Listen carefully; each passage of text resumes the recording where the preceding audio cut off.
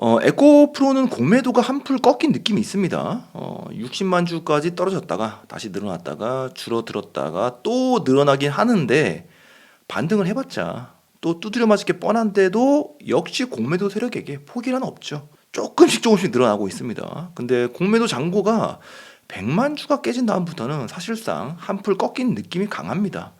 공매도 대량 보유자를 확인해 보면은 가장 최근 날짜인 7월 31일인데 골드만삭스 혼자만 남아있는 것을 확인할 수가 있습니다. 7월 28일까지만 해도 메릴 린치와 함께 있었는데 쇼 스퀴즈로 인해서 메릴 린치가 탈락됐고요.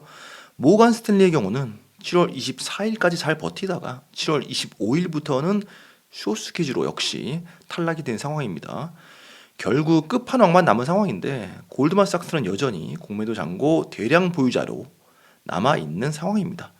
물론 다른 외국계 증권사들이 다시 참전을 할지는 아무도 모르죠. 어쨌든 지금까지는 엄청나게 깨진 것만은 확실합니다. 공매도 잔고 대량 보유자 찾는 방법을 예전에 알려드렸었는데 다시 한번 알려드리면은 구글에 한국거래소라고 치시고 한국거래소에 들어가셔서 상단에 8번째 탭 정보 데이터 시스템 탭을 클릭하시고 좌측 상단에 메뉴 버튼을 누르시고 메뉴에서 통계, 공매도 통계, 공매도 잔고, 공매도 잔고 대량 보유자를 찾아서 클릭하시면은 딱 나옵니다. 여기서 이제 개별 추이를 이제 클릭을 하셔서 개별 종목의 공매도 잔고 대량 보유자를 확인할 수가 있습니다.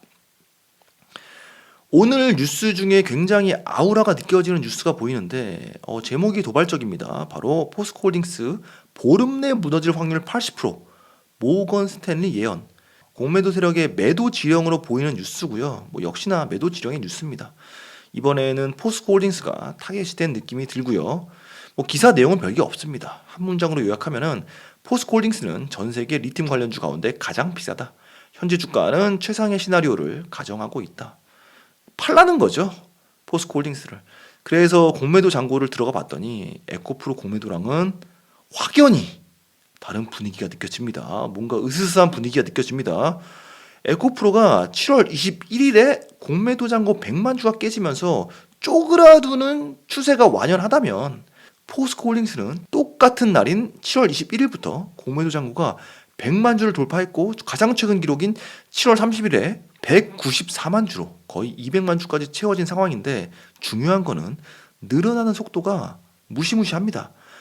공매도 세력과의 폭풍 전야의 서막에 해당하는 시간이 온 게 아닌가라는 생각이 들고요. 주인공은 바로 포스코 홀딩스가 아닌가.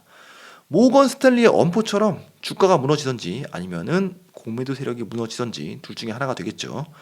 어쨌든 모건 스탠리는 8월 2일 기준 보름 안에 포스코 홀딩스를 80% 이상의 확률로 무너뜨릴 것이다라는 엄포를 놓은 상황입니다. 이거 에코프로는 단념하고 포스코 홀딩스로 넘어간 게 아닌가. 한번 에코프로 BM도 공매도 잔고를 들여다봤더니 그냥 에코프로랑 비슷합니다.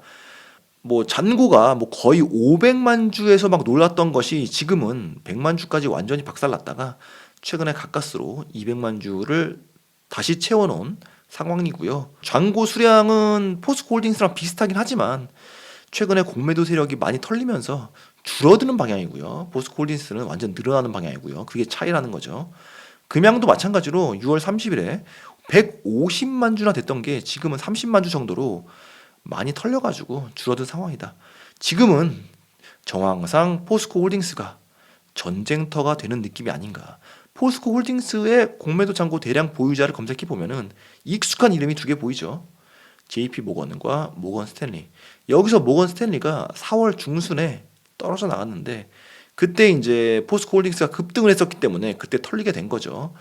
왠지 다시 참전할 것 같은 쎄한 느낌이 들고요. 혹은 이미 참전을 한 상황인데 아직 이제 공매도 잔고의 기재가 안 된 걸 수도 있어가지고 매일매일 체크해봐야 될 것 같습니다. 공매도 세력의 전략이 바뀐 듯한 느낌이 드는데 뭔가 이번 전략이 좀 영리해 보이는 거는 기분 때문인 건지 포스코홀딩스 주주님의 단결이 에코프로 주주들만큼 강력한가? 포스코홀딩스에도 에코프로와 같은 수급 호재가 있는가? MSCI 편입 같은 그런 호재가 있는가? 이런 것들이 중요한 질문이 될 듯합니다. 다음 소개해드릴 뉴스도 좀 황당한데 포스코홀딩스 외국 증권사는 사지 말랬지만 외국인은 대량 매수. 왜? 매수 주체를 확인해 보면은 이제 14일 연속 매도하던 외인이 실제로 어제는 대량 매수를 했고요. 외국계 투자자들이 여러 주체가 있겠지만 팔라고 말을 하면서 자기들이 사는 건지, 매도하는 주체랑 사는 주체가 따로 있는 건지 향후 주가의 흐름이 상당히 궁금해지는 뉴스라서 소개해드렸고요. 그 다음 뉴스는 좀 어이가 없는 뉴스입니다. 또 시작됐습니다.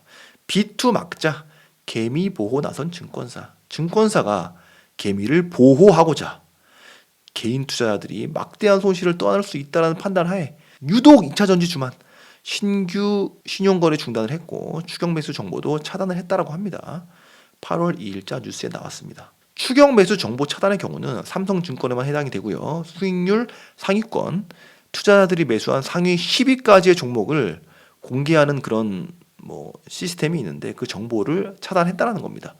혹시나 개인 투자자들이 따라서 샀다가 혹여 피해를 볼까봐 우려하는 마음에 투자자 보호 조치를 선제적으로 나섰다라는 건데, 투자자를 위하든 안 위하든 제가 보기에는 불필요한 조치로 보여지고요. 삼성증권에서 신용 거래를 차단한 종목들이 이제 에코프로, 삼형제 외에도 포스코홀딩스, 포스코 퓨처M 등이 포함이 되는 건데, 본 기사에는 삼성증권이랑 하이투자증권만 거론이 됐고, 기사를 좀 더 찾아보니까 NH도 신용대출 한도 조절에 참여를 했다라고 합니다. 다만 여기서 눈에 띄는 거는 이제 키움증권과 일부 증권사는 미결제 위험 감소를 이유로 증거금률 하향 조정해서 신용잔고가 소폭 늘었다. 키움증권은 이제 반대 노선을 탄 거죠. 현명하다라고 생각합니다. 거래 수수료로 돈을 버는 게 증권사의 수익 구조인데 이해관계가 없는 증권사들은 신용을 줄여가지고 수익을 포기할 이유가 없죠. 키움증권이 기회를 잘 살렸다라고 생각합니다. 다른 증권사들은 이제 거래 수수료와 신용 이자의 이익을 포기하고 개인 투자자들의 신용을 제한한다라는 이 상황을 보면서 공매도 개혁은 반드시 이루어져야만 한다라는 생각이 다시 한번 들었습니다. 공매도 제도 관련해서는 딱 세 가지만 바꾸면 된다. 1. 상환 기간을 설정해야 된다. 사실 이것만 바뀌고 관리만 철저하게 해도 되는데 모든 투자자들이 3개월 뒤에는 연장이고 나발이고 없이 공매도 상환부터 일단 하고 그 다음에 새롭게 빌려서 공매도를 또 치라는 거죠. 손실이든 수익이든 3개월이 지나면 확정부터 지은 후에 그 다음 갈 길을 가야 된다는 겁니다. 두 번째는 공매도의 전산 관리 시스템을 도입하라는 겁니다. 수기로 관리를 하고 있다는 건데 투명하지가 않다는 거예요. 이런 의혹을 없애기 위해서는 공매도 거래 내역이 이제 전산 시스템으로 기록이 남아야 된다는 겁니다. 그래야만 불법 공매도 색출에도 용이하다.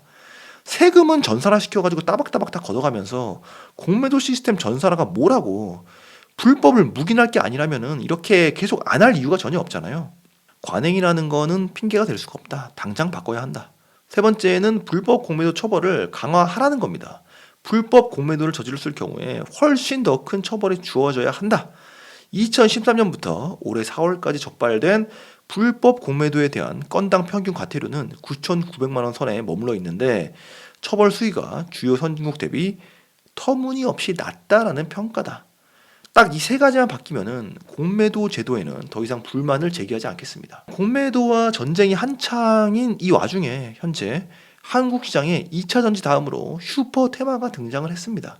바로 초전도체라는 테마인데 거의 모든 증권 채널에서 무게를 싣고 있고 9개의 종목이 급등하는 상황까지 더해져서 2차 전지주랑 공매도와 싸우는 이 와중에 집중이 분산되는 악영향도 있습니다.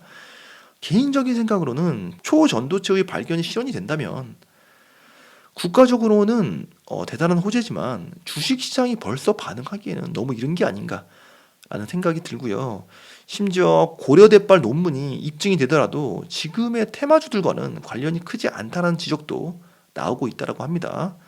여러모로 힘든 상황에서 이번 기회에 진심으로 공매도 세력이 무너지는 것을 보고 싶은 마음이고, 포스코 홀딩스가 반드시 승리를 쟁취해서 공매도 제도의 선진화가 도래하는 그날까지 저도 노력하도록 하겠습니다. 오늘도 도움이 되셨다면 구독과 좋아요 부탁드립니다. 감사합니다.